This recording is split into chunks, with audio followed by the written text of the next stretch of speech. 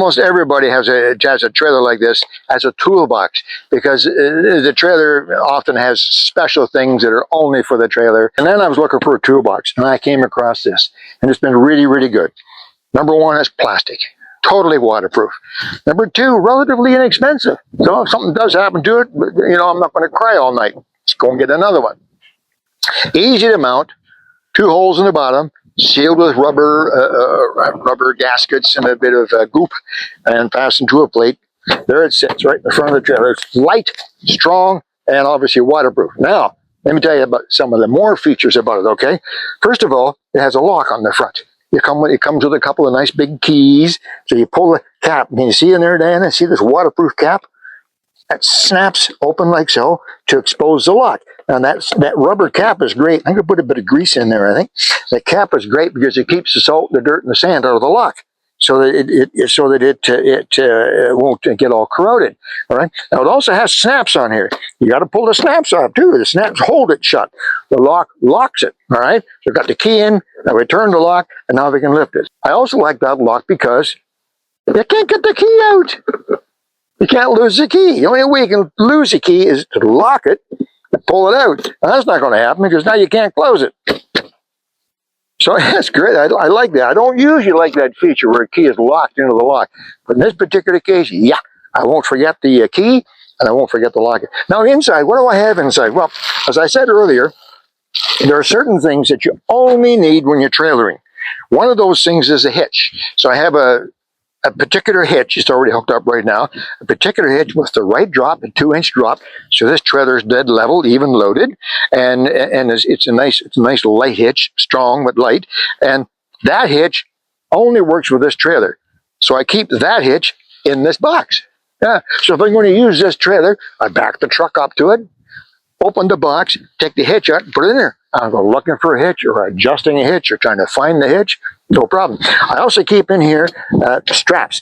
I like these straps. They're not big straps, but they're also not the cheap little light straps. They're plenty strong, and these are ratchet straps. And you notice I also keep my ratchet straps nice and neat and clean, and I'm able to keep them in good shape because I use one of these. It's just a piece of bungee, but you can buy these bungees with the balls on them anywhere, and they're really, really handy. I discovered this a while ago, just like that, and it keeps all of your ratchet straps nice and neat in there, just like that.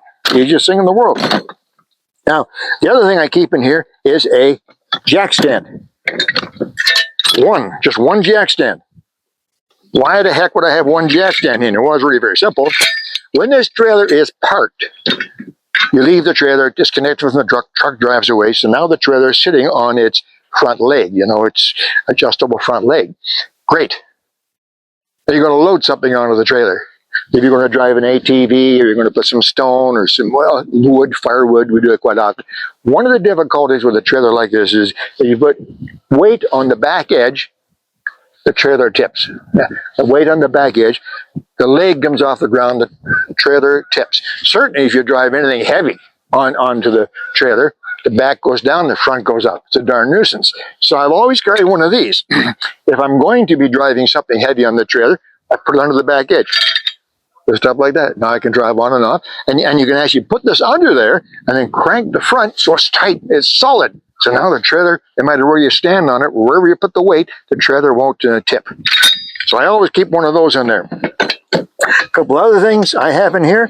My truck is fairly modern, so of course in modern vehicles they hide the jack. Do you know where the jack is in your vehicle? Think about it. They hide the jack. To get it out is a nuisance. You almost have to dig out the owner's manual to find the jack and find how to get it out. And sometimes the jack that comes with modern vehicles won't work on a simple trailer. It's got a special connector on it or something. So I have a simple scissor type jack I keep in here as well for the trailer, of course, with the handle. Now another thing I found a little while ago, which you might find really interesting, and solves another problem, is this actually goes into your receiver. Okay, and then this is a new receiver. It's standard 2-inch. So now you can put your hitch into here and put your trailer onto that hitch. So what have you accomplished? Well, what you've done is you've made your tongue, of the trailer about 18 inches longer. Big deal. It is a big deal. If you're trying to back your trailer down laneways or in between cars and so on, it's much, much easier to have a nice long tongue. So many trailers today, they come with a short tongue on them. And as you're trying to back up, you back up and the trailer gets a little bit off, you're watching, gets a little bit off, and before you realize it, it's going off at 90 degrees with a short tongue. If you can lengthen the tongue, it makes it much, much easier to maneuver the trailer. So I carry this trailer extension. And another really neat gadget, I don't know if you have this, but if you, heaven forbid, are going to have a problem on the side of the road with any of your trailers, it's almost for sure that the studs, the wheel nuts or the studs, whatever it happens to be on your tow vehicle, will be a certain size, and those on the trailer may be a different size. It's quite likely. So you really need to have a couple different wrenches, and that's a darn nuisance. Your vehicle will have a wrench, one of those goofy wrenches, you know, with the curve in the end and the sharp, and that'll work usually on your tow vehicle. What about the trailer? So if you pick up one of these, it's pretty neat. You can see the green handle down there, nice plastic handle on it. It's made out of really nice chrome steel. Let me get this off of here. Well, watch this. Okay, I'll set that right there. Watch this. Oh, lots of leverage. Okay, and now we have here, we have a 13/16. Very, very common. Okay, now if your particular wheel nut just does happen to be 7/8 or 22 mil, take that, sock it off, turn it around. That's 7/8 or 22 mil, just like that. Oh, it's not. It's smaller than that. Some trailers do. They're small. So there you now. This one now is 3/4. Oh, wrong one. Flip it around. Put that on, and now we have 11/16. Bottom line is, there you go. All the possible wheel nuts and studs that you want in one little package. It's really a neat device. What I do is I sprayed this down with WD-40 to keep it from rusting, and put the whole thing together in a plastic bag and stuck it in there, and it's just fantastic. So that's what I have. A couple of tarps in there for covering the trailer if we decide to tow something, and it works really, really well. So that's not much working for us anyway. It's got a rubber seal to keep the water out. Just watertight, lightweight, looks good. Okay, not expensive. It's got latch locks, a lock. It's been really, really good for us. So if you're looking for a toolbox for your trailer, a replacement, or for the first time, check into something like this. Might just be the trick for you. There's some more ideas. Hope they help you with your trailering.